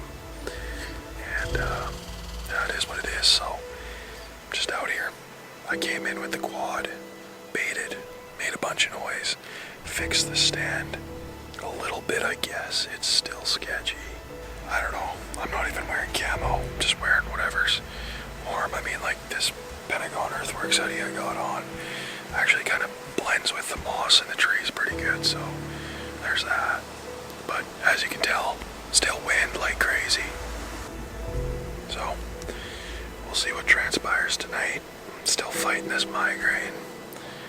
It's just good to be out here.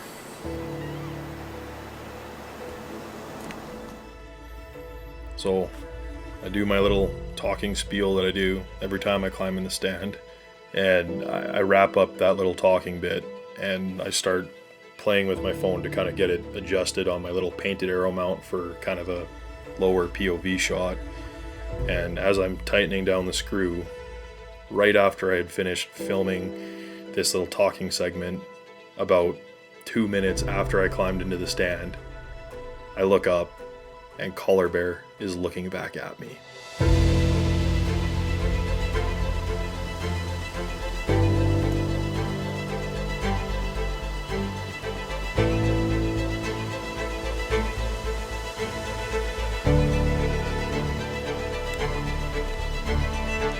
And originally, he came in and he walked right off the bait site back towards the road.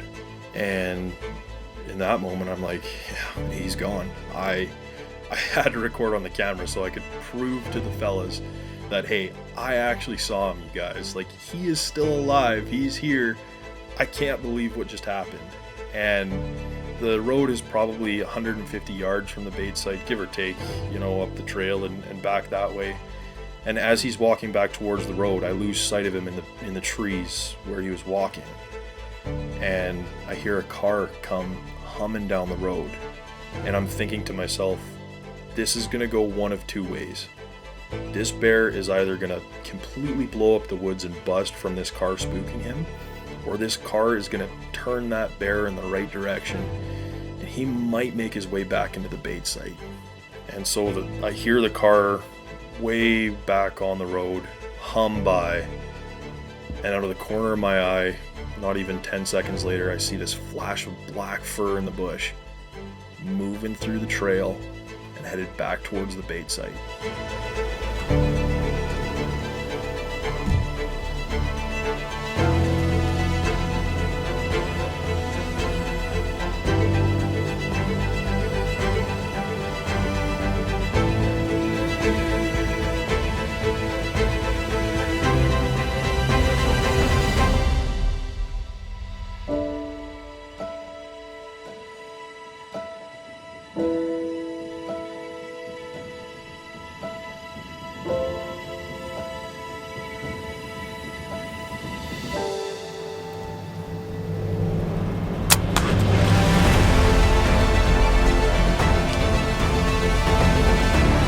What just happened?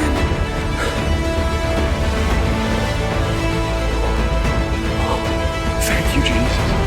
Thank you, Jesus Christ. Breaking down in that moment, just the weight of everything leading up to that, all washed away in a moment's notice. It was unlike anything I've ever experienced.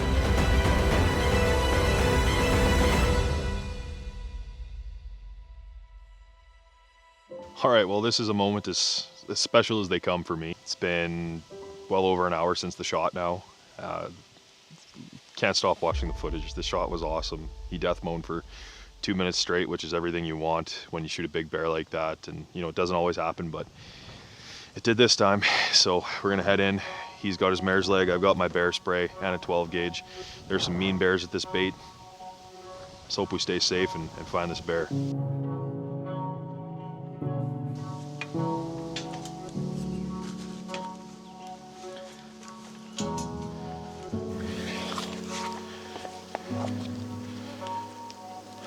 Let's go find him. Here. Okay, I can't see my arrow anywhere, so it must still be in him, or it might have popped out up here.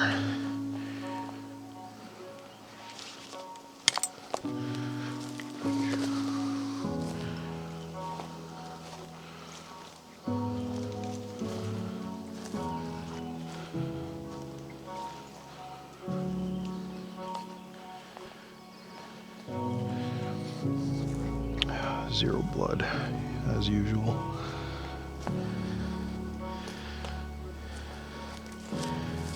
Looks like some. Here's the arrow.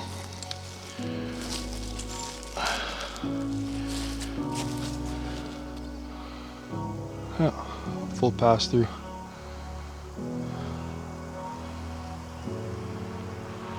Great blood. Great blood. He's not going to be too far from here.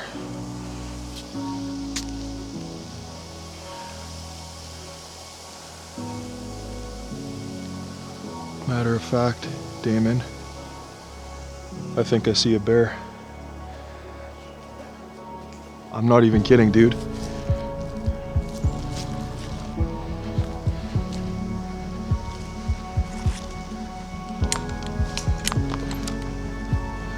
Yeah, there he is right there.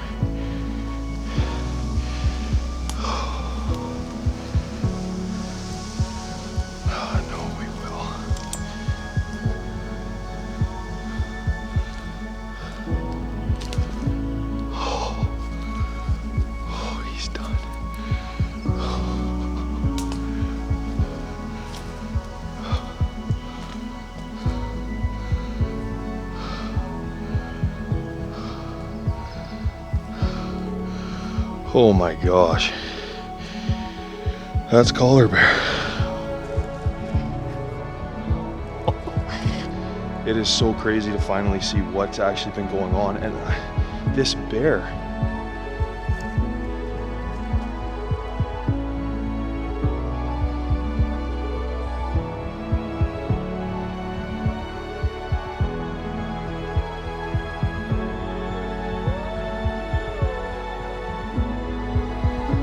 You know, I played this scenario over in my head 1,000 times of what I'd be saying when I finally got the opportunity to sit next to this bear that rightfully named collar bear.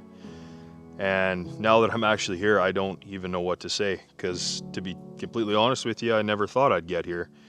It was just one of those things in your head that you just play over and over like a dream, like winning the lottery or something crazy that you just think about when you're, feeling down, or you just want to let your mind run a little wild. But to actually be sitting here with this bear is it just puts me at a loss for words. And I mean, from day one hunting this bear, 2024, I'll never forget it.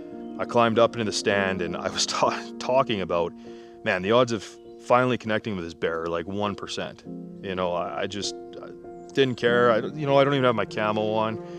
I'm just out of it, just another night of bear hunting. What are the chances? And as soon as I finished recording that, I was in the stand for a total of 6 minutes. I look up and he's on the bait site, and I can't believe what I'm seeing. He kind of slowly skirts off to the right, and a vehicle comes humming down the road and pushes him kind of back towards, because this bait's in close-ish proximity to a road, but far enough away.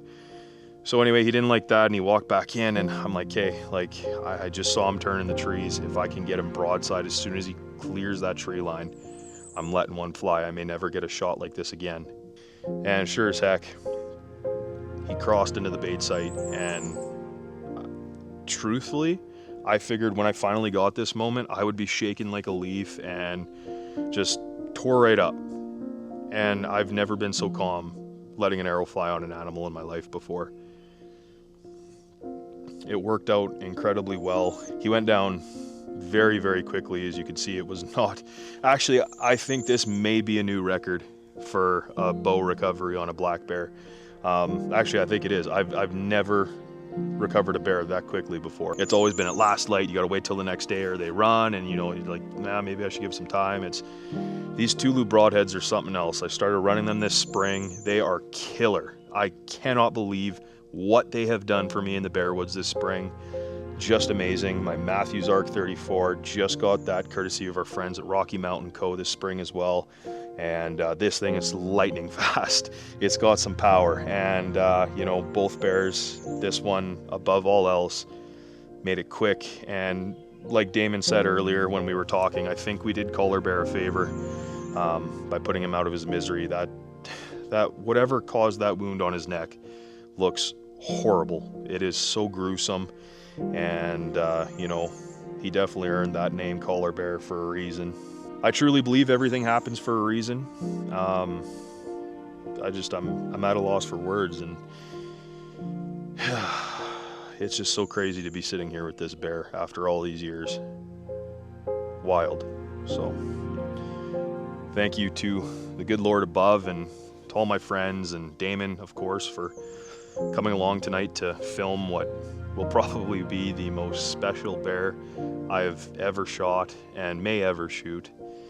And yeah, I mean, what else can you say? What else can you say?